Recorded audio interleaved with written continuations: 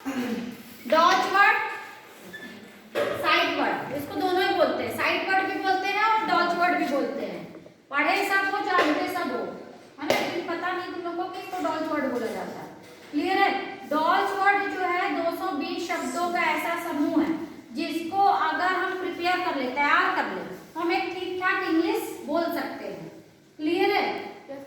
जैसे इसमें क्या है, का के की, अगर कहीं पर भी आता है तो हमें पता है कि हम ऑफ लगा देंगे। ठीक है?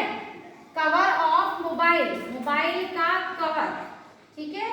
और यानी कि एंड, यहाँ पे भी दो शब्द आ रहा है, हमको जोड़ना है, दो वर्ड्स को जोड़ना है, तो एंड का यूज करते हैं, सबको पता है।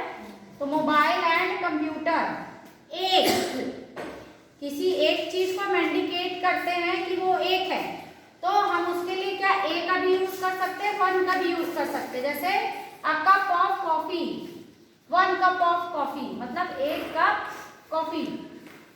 तक, तक का मतलब होता है टिल या अप टू, है ना, टिल मंडे। जैसे बोले सोमवार तक ये काम हो जाएगा, तो हम क्या लिखेंगे, टिल मंडे। अप टू, बोल कहीं आप लोग देखोगे ना 50% ऑफ, अप टू 50% ऑफ, तो 50% तक छूट।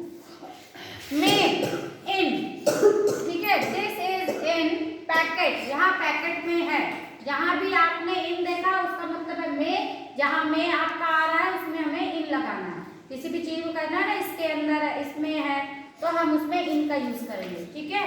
है के लिए क्या यूज करते हैं, एस। जैसे माय नेम इज संजीव या माय नेम इज धर्मशिला, है ना, माय नेम इज क्या, महन, कुछ भी आप बोल सकते हैं। तुम आप यानी कि यू आर स्टडी। ठीक है? की का होता है दैट, दैट मतलब वहां भी होता है। जब स्टार्टिंग में दैट आता है तो हम वहां लिखते हैं, लेकिन अगर वही दैट किसी सेंटेंस के बीच में आ रहा है तो उसका मतलब हमारा की हो जाता है। ठीक है?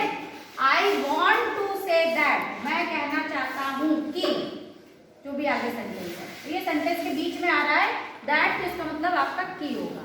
ताकि, सो दैट, आगे सेंटेंस है उसके बाद लगा so that I can go. ठीक है? यहाँ के लिए इट भी यूज होता है, दिस भी यूज होता है। नॉन लिविंग थिंग के लिए हम इट यूज करते हैं। नॉन लिविंग थिंग मतलब होता है जिसमें जान ना हो। ठीक है? जैसे इट इज माई पेन, यहाँ मेरी पेन है, निर्जीव है, जान नहीं है, नॉन लिविंग है, इसलिए हम इट का यूज कर रहे हैं।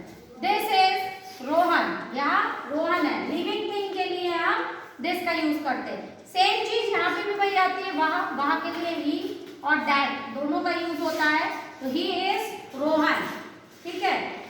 लिविंग थिंग के लिए हम ही का यूज करते हैं, नॉन लिविंग के लिए हम दैट का यूज करते हैं। That is my pen.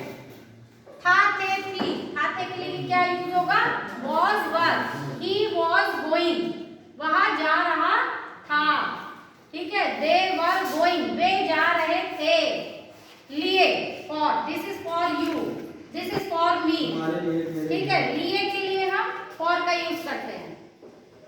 अब आपका पर ऑन, कोई जैसे कहते हैं ना book is on the table, table के ऊपर बुक है, तो उसमें हम ऑन का यूज करते हैं। केवल मतलब only, only for, only you can do, सिर्फ तुम ही कर सकते हो। ठीक है? Only you can do. सदा, हमेशा। ऑलवेज, ही ऑलवेज स्टडीज, वह क्या है, हमेशा पढ़ता है। साथ, विथ, कम विथ मी, मेरे साथ आओ। उसका, उसकी, उसके। लड़की के लिए हम हिज का यूज करते हैं, सॉरी, लड़के के लिए हिज का यूज करते हैं, और लड़की के लिए हम हर का यूज करते हैं। ठीक है? समझ में आया? लड़के के लिए हिज का यूज करते हैं और लड़की के लिए हर का यूज करते हैं। जैसे हिज मोबाइल इज न्यू, उसका मोबाइल नया है। हर स्कूटी इज ओल्ड, उसकी स्कूटी पुरानी है। क्लियर है? तो ये लड़के के लिए यूज हो रहा है हिज, और लड़की के लिए आपका हर यूज हो रहा है।